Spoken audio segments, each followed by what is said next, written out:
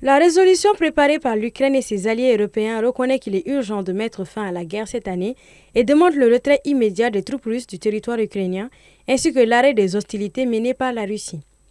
Le vote a été adopté à l'Assemblée par 93 voix pour, 18 contre et 65 abstentions sur 193 États membres. Parmi les votants contre figurent le Mali, la Biélorussie, la Corée du Nord, la Hongrie, mais la grande surprise a été celle des États-Unis.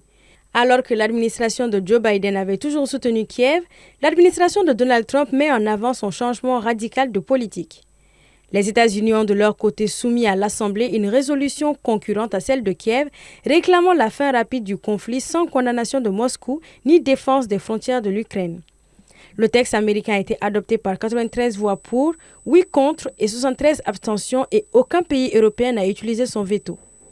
Pendant ce temps, le président américain recevait le président français Emmanuel Macron et la question russo-ukrainienne était au centre des débats. Donc le corps de cette discussion, c'est de s'assurer d'abord qu'il y ait un cessez-le-feu, ensuite que les Ukrainiens soient impliqués. Je pense que ce que vient de dire un instant le président Trump est très important, c'est-à-dire qu'il va rencontrer rapidement le président Zelensky pour signer cet accord sur les minerais critiques et les terres rares, et que c'est aussi un moyen d'avoir une implication américaine forte.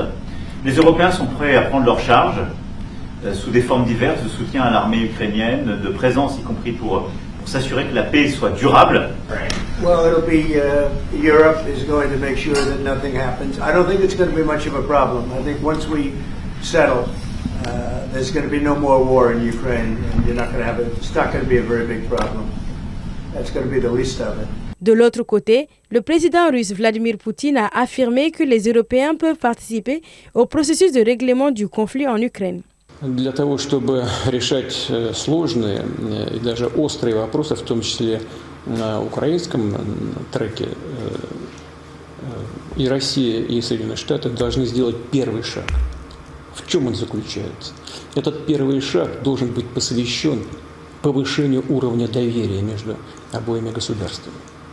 Вот именно этим мы и занимались в Ар-Рияде. Moscou a salué ce matin la position de Washington qu'il qualifie d'équilibrée, estimant que cela témoigne d'un réel désir de contribuer à un règlement.